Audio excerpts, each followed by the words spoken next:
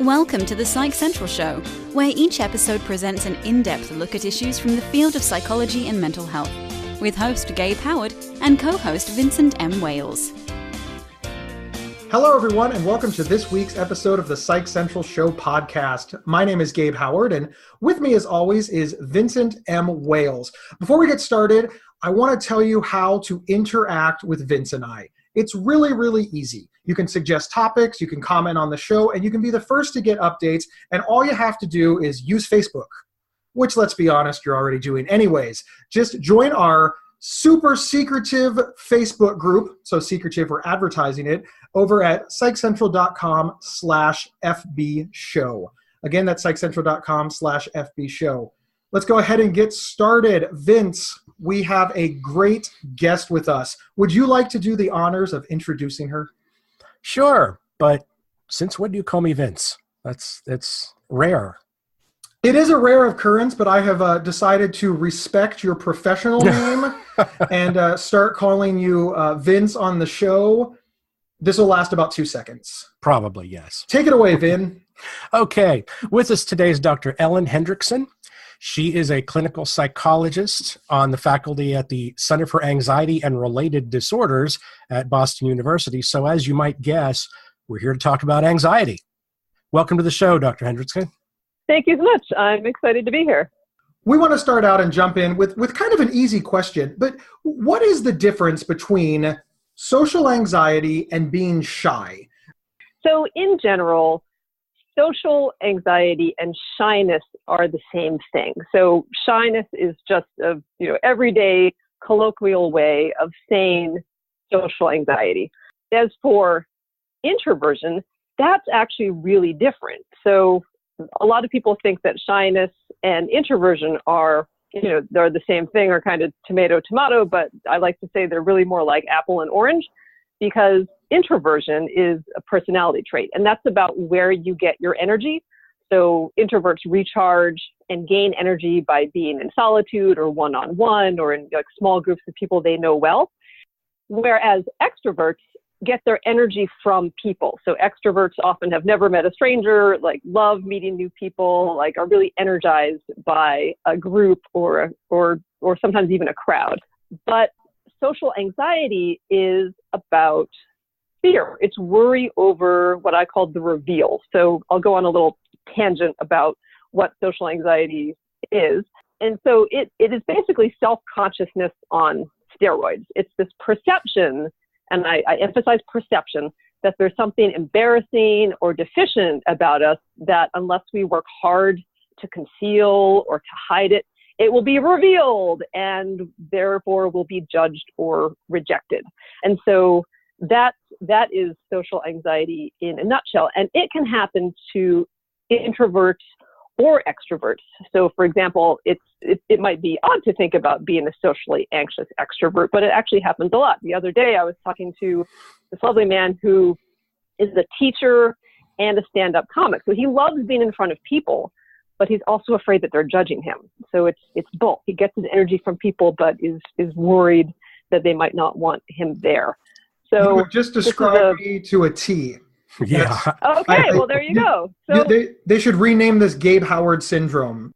Obviously, I don't mind being in front of people. I'm the host of a podcast. I'm a speaker. You kind of hit the nail on the head there. But I do have, panic attacks or anxiety. And obviously, having any sort of creative spirit in my body, I believe that everybody hates me.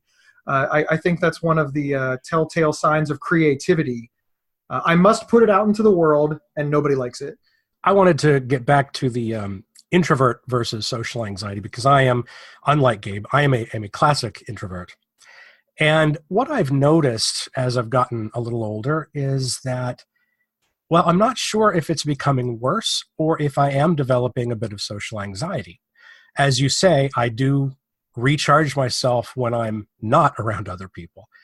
But lately it just seems that crowds of people, even when they're people that I know, it just seems that it drains me more. And I sometimes avoid those situations. I'll just stay home. That's the magic word. Yes. So avoid. And I think a nice distinction is that, so introversion is your way. So like that's how you're wired. You like to recharge by being, I'm an introvert as well. So I can totally relate. So you recharge by, being in solitude or, being with a few close people. Mm-hmm. Okay. So introversion is your way, but social anxiety might get in your way. And so the way to know if it's social anxiety is if there's avoidance happening, if we're retreating from the world, not because it makes us feel good, but because it makes us feel less anxious or less bad.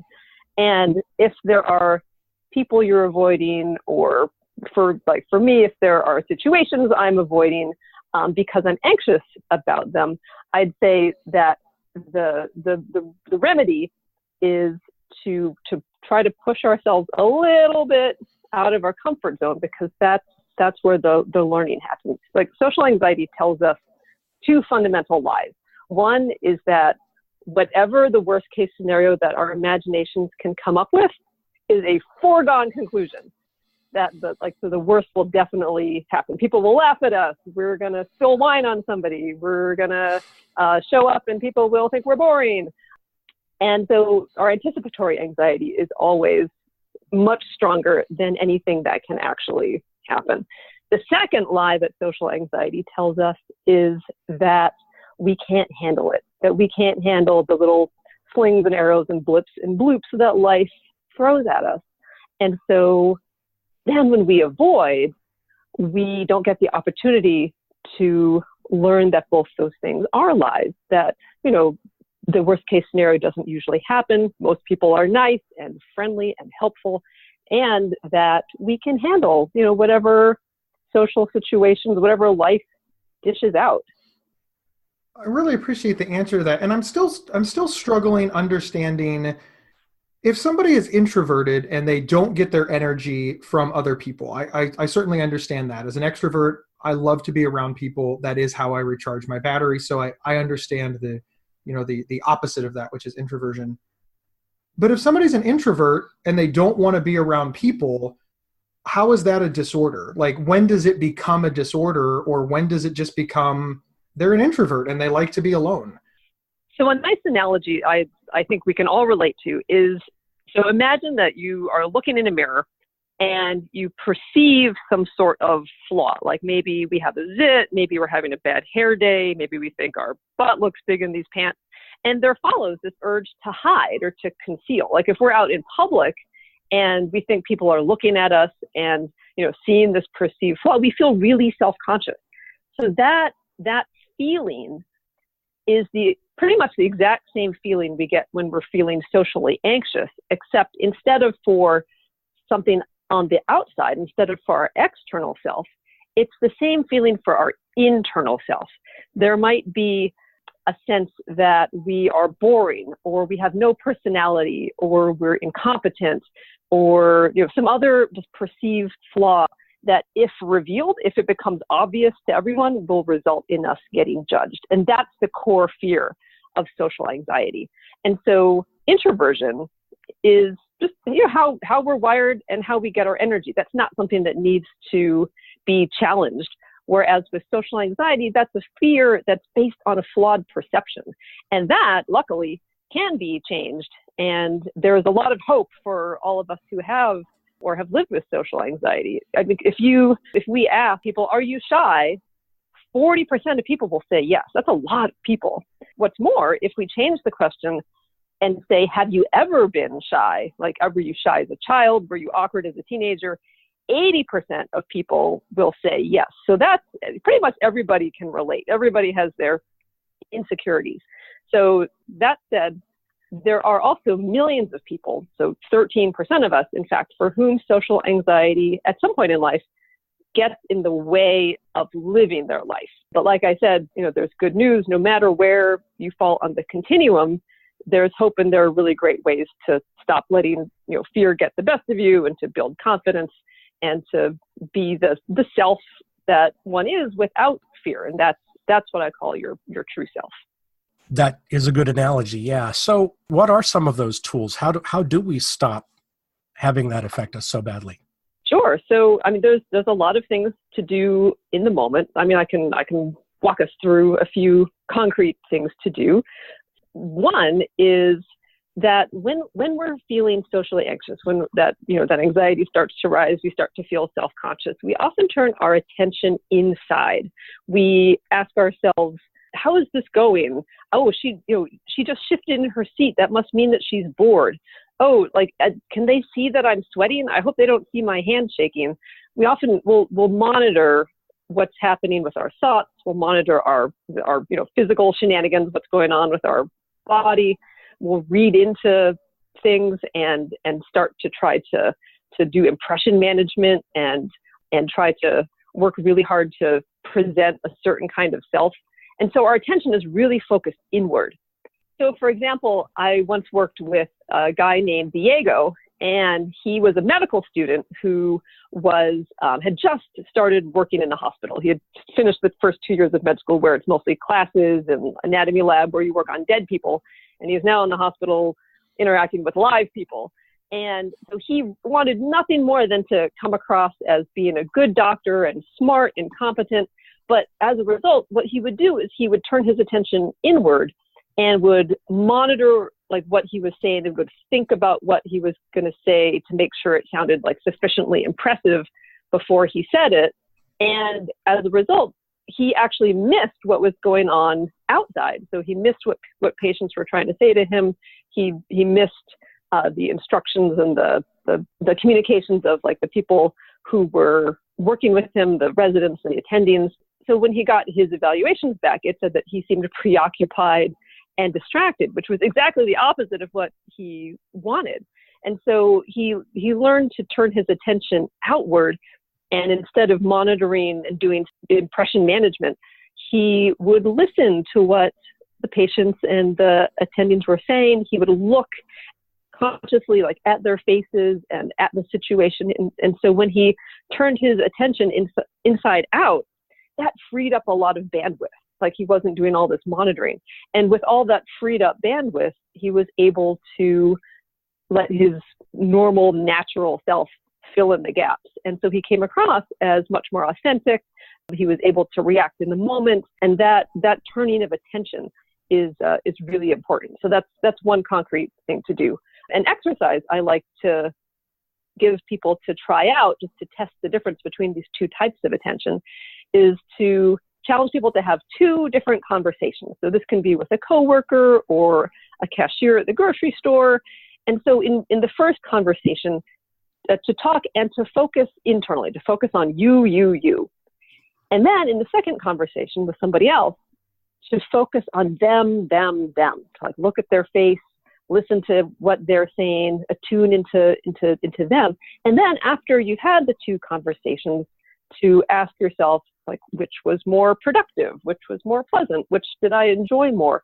And almost inevitably, people enjoy the one where they focused outside, where they focused on them.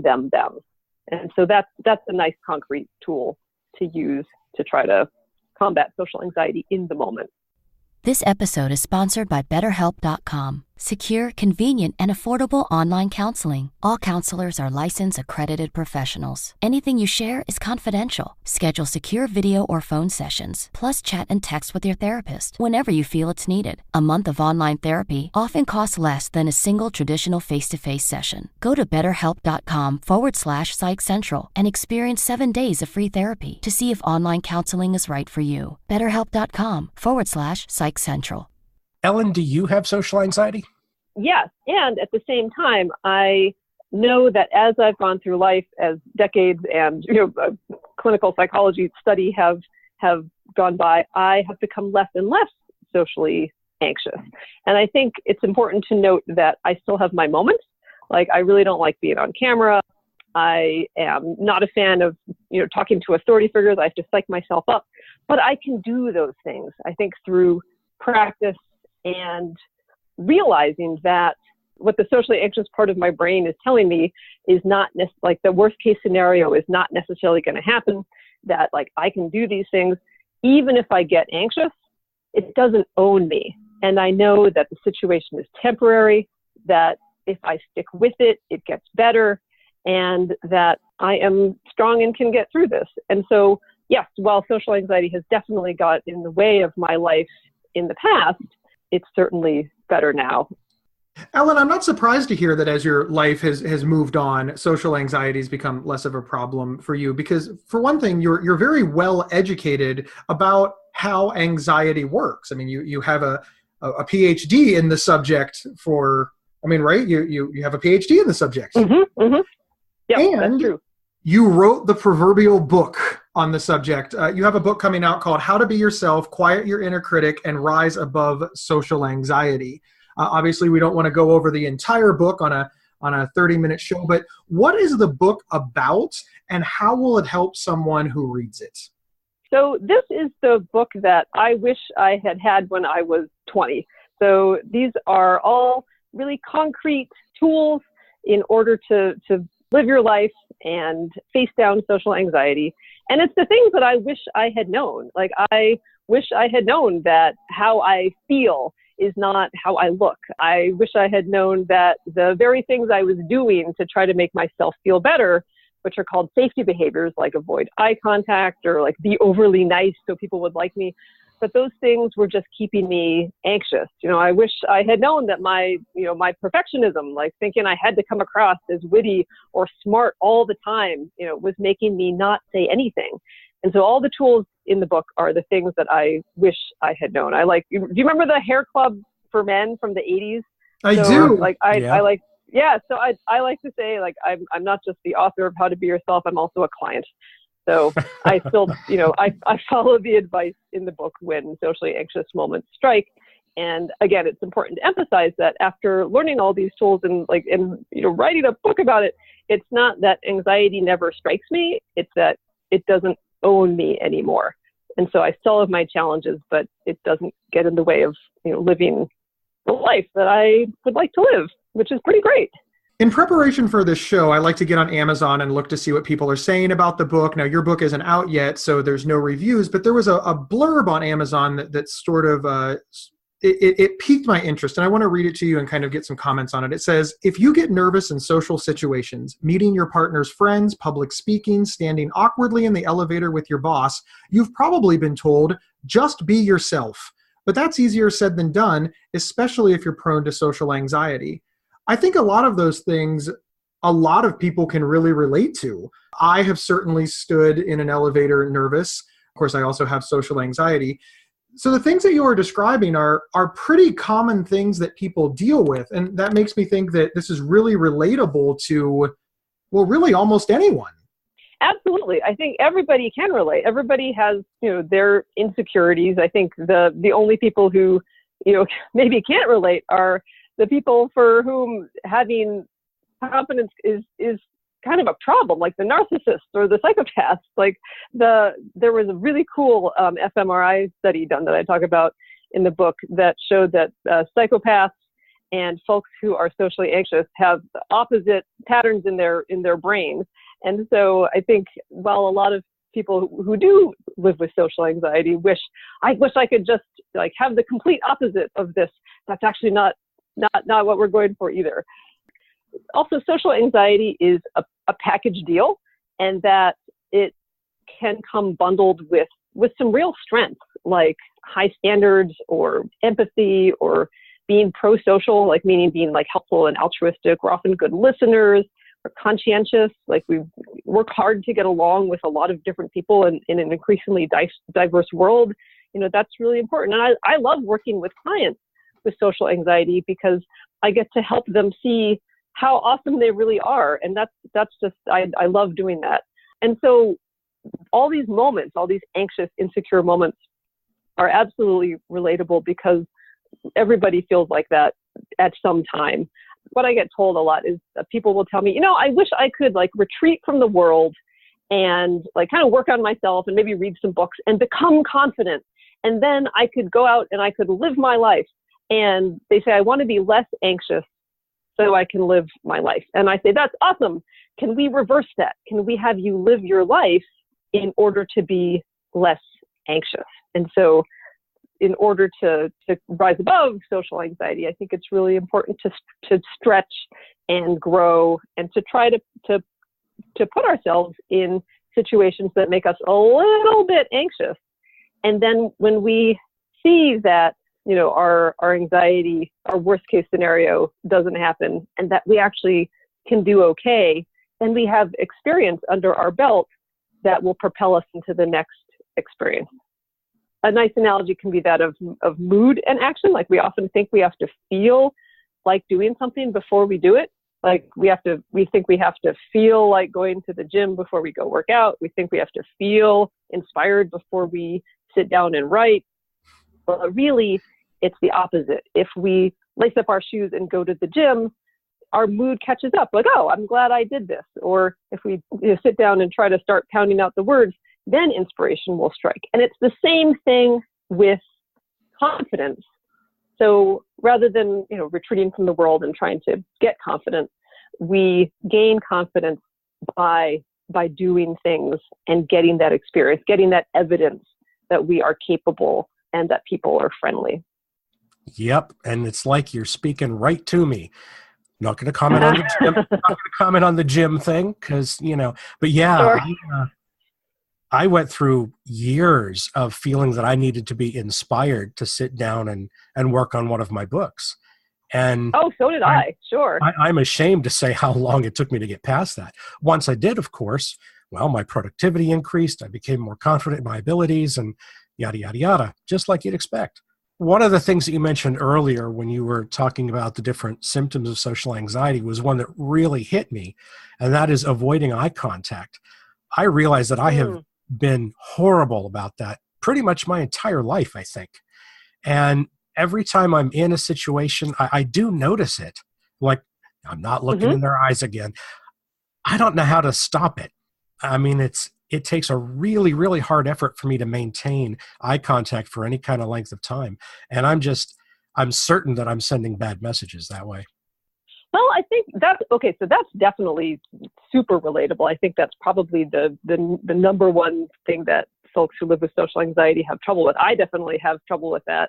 And I think something that is helpful for me, at least, is to consciously look at faces when they're not looking back at me. So, for example, like if I'm on the bus or at the mall or at my kid's playground, I'll consciously try to do the turn your attention inside out thing and look around and look at faces, and it grounds me and just gets me used to looking at faces. There was this really interesting study done by Dr. Mike Rink, who's a psychologist in the Netherlands, and he created this program where all these different faces would flash across the computer screen, and he trained people with social anxiety to use a joystick to pull the faces towards them. Like, if they would pull on the joystick, the face would zoom in as if it was getting closer.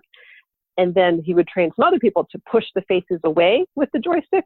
And so if they pushed away, then the face would get smaller and disappear.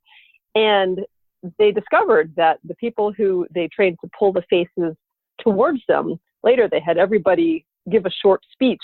So public speaking is definitely something that makes people feel socially anxious. And that the people who were trained to pull the faces towards them did better on the speech. They felt more confident. They felt used to having faces come toward them and look at them.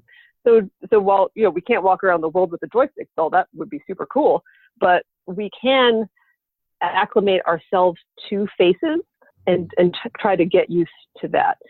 Then also, speaking to your point, if it's hard to make eye contact for any length of time, I think that's okay. You don't have to drill into somebody's eyeballs, like you're having a stare down. It's actually totally okay to connect, look away, connect, look away. And I think I don't want to give any rules, because I think then that becomes like something we try to hold in our head, and then we again turn our attention inward to try to follow the rule. But like somewhere between 1/3 and 2/3 of the time, anywhere in there is totally acceptable. More than that, it gets a little weird, and then like less than that, it feels a little disconnected. So you don't have to stare at them, but just trying to up it a little and get used to faces might be something that can be your challenge. Okay. Well, as a writer, I do study people when I'm out and about. The problem, of course, with looking at their faces is that I always get caught, and well, then I'm a creeper. I think this is probably a difference between looking at a stranger who you aren't engaged in a conversation with and looking at somebody that you are engaged in a conversation with. Although there's probably much to say on the subject of why making eye contact with a stranger is something that people perceive as, negative or creepy, or we could probably do a whole show on why is making eye contact with a stranger threatening, because many people do feel that it is. We actually are sort of somewhat trained to keep our gaze away.